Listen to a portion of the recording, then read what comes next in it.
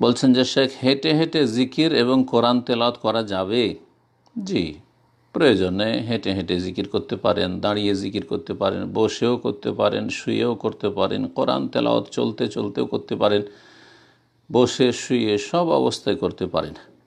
দলিল সূরা আলে ইমরান আয়াত নম্বর 190, 191। আল্লাহ ইরশাদ করেছেন সেখানে শেষ রুকুর প্রথম আয়াত আলে ইমরানে, ইন্না ফি খালকিস সামাওয়াতি ওয়াল আরদি ওয়াখতিলাফিল লাইলি ওয়ান নাহারি লাআয়াতিল লিউলিল আলবাব।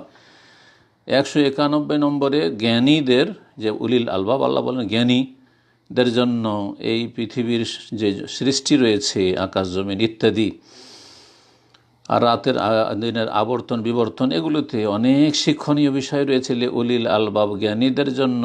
191 আল্লাহ বলছেন জ্ঞানী কারা? আল্লাযীনা ইয়াযকুরুনা আল্লাহা কিয়ামান ওয়া কুউদান ওয়া আলা জুনুবিহিম ওয়া ইয়াতাফাক্কারুনা ফি খালকিস সামাওয়াতি ওয়াল আরদি রব্বানা মা খালাকতা হাযা বাতিলান সুবহানাকা ফাকিনা আযাবান নার।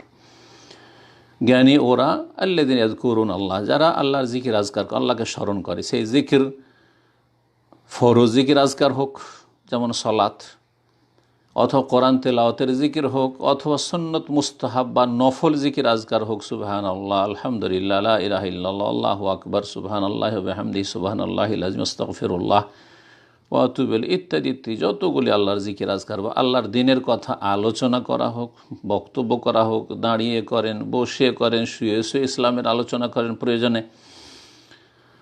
আল্লাযীনা ইয়াযকুরুনা আল্লাহ, যেগুলিতে আল্লাহর স্মরণ রয়েছে, আল্লাহর জিকির আজকার রয়েছে। জিকিরের অর্থ এইরকম ব্যাপক, যেদিকে ইঙ্গিত করলাম।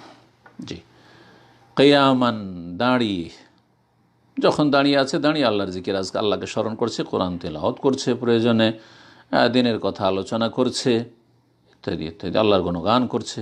ওয়া কুউদান, বসে বসে, বসে, ওয়া আলা জুনুবি, এমনকি শুয়ে শুয়ে। তাহলে সর্ব অবস্থায় আল্লাহর জিকির আজকার করা যাবে, কোরআনের তেলাওয়াত করা যাবে, দিনের কথা আলোচনা করা যাবে, আল্লাহর গুণগান পেশ করা যাবে।